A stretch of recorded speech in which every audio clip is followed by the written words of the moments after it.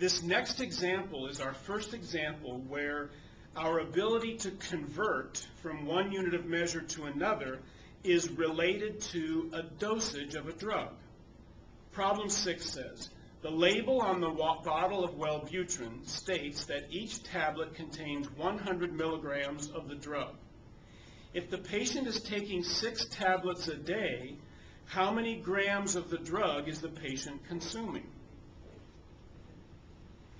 So typically with a problem like this, we want to start with what is the patient taking? What is the patient receiving as far as a drug? Or if we're given the order, this was the order that was written by the doctor, then we want to start with typically how much is the patient supposed to receive of this drug?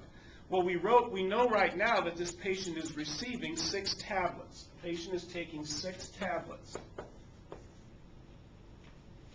And we want to know how many grams of the drug is the patient actually receiving.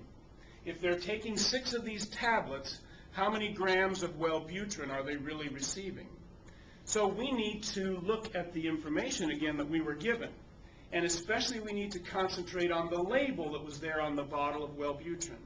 The label said that each tablet contains 100 milligrams. So if you have 1 tablet, you are consuming 100 milligrams of the drug. So this relationship, this equivalence, we could use to get from tablets to milligrams, could we not? Couldn't we put in a conversion fraction that looked like this? Tablets on the bottom, milligrams on the top. 1 tablet contains 100 milligrams of the drug. The tablets would cancel, and if we did this arithmetic, we would know how many milligrams of the drug the patient was consuming when they took those 6 tablets. It would be 600, wouldn't it?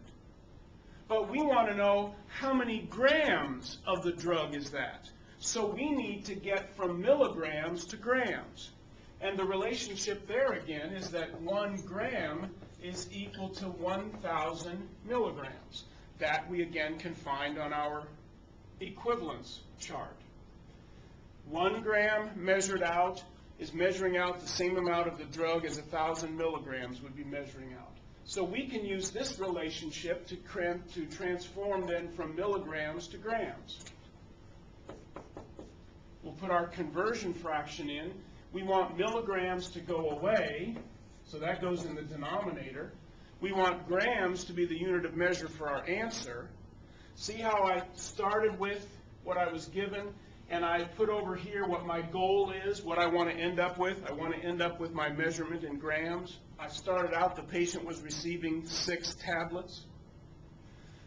So the milligrams will now cancel, leaving me grams. How do I need to put the numbers in? 1 goes with gram, 1,000 goes with milligrams.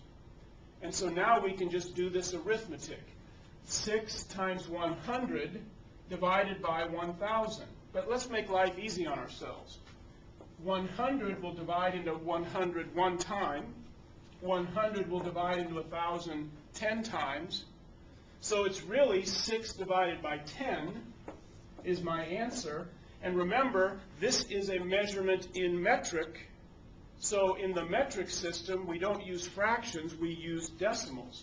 So we would say that when the patient is taking 6 tablets of Wellbutrin a day, they are getting 6/10 of the pure drug.